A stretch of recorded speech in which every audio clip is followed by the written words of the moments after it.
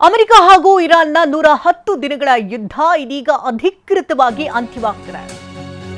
America ಹಾಗೂ Iran ನಡುವೆ ಶಾಂತಿ ಒಪ್ಪಂದಕ್ಕೆ ಅಂತಿಮ ಮುದ್ರೆಯನ್ನು ಒತ್ತಲಾಗಿದ್ದು, ಒಪ್ಪಂದಕ್ಕೆ ಔಪಚಾರಿಕ ಸಹಿ ಮಾಡಿದ್ದಾರೆ ಡೊನಾಲ್ಡ್ ಟ್ರಂಪ್ ಹಾಗೆ ಪೆಟಿಷ್ಕಿಯಾ.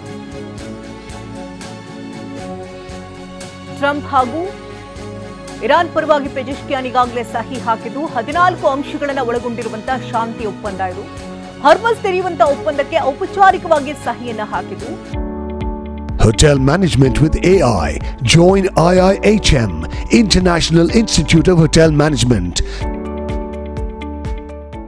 ಫ್ರಾನ್ಸ್ನಲ್ಲಿ G7 ಶೃಂಗಸಭೆಯಲ್ಲಿ ಭಾಗಿಯಾಗಿದ್ದಂತಹ ಸಂದರ್ಭದಲ್ಲಿಯೇ ಸಹಿಯನ್ನ ಹಾಕಲಾಗಿದೆ. ಸ್ವಿಟ್ಜರ್ಲ್ಯಾಂಡ್ನಲ್ಲಿ ಇವತ್ತು ವೇದಿಕೆ ಕೂಡ ಸಿದ್ಧ ಆಗಿದ್ದು, ಒಂದು ದಿನಕ್ಕೂ ಮುಂಚೆ ಇಲ್ಲಿ ಸಹಿಯನ್ನ ಹಾಕಿದ್ದಾರೆ. G7 ಶೃಂಗಸಭೆಯಲ್ಲಿ ಭಾಗಿಯಾಗಿದ್ದರು ಉಭಯ ನಾಯಕರು. ಇದೇ ಸಂದರ್ಭದಲ್ಲಿ ಸಹಿಯನ್ನ ಹಾಕಲಾಗಿದೆ. ಎಲೆಕ್ಟ್ರಾನಿಕ್ ಸಹಿನ ಹಾಕಿರುವಂತಹ ದೃಶ್ಯಗಳನ್ನ ಕೂಡ ನಾವು ನೋಡ್ತಾ ಇದ್ದೀವಿ.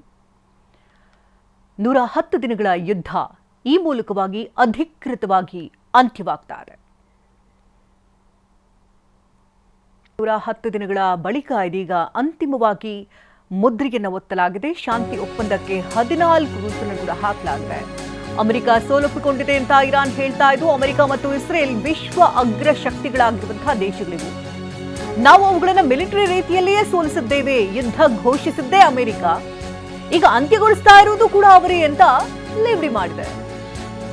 ಇರಾನ್ನ ಸಂಸತ್ತಿನಲ್ಲಿ ಸ್ಪೀಕರ್ ಗಲಿಬಾಫ್ ಹೇಳಿಕೆ ಇದು.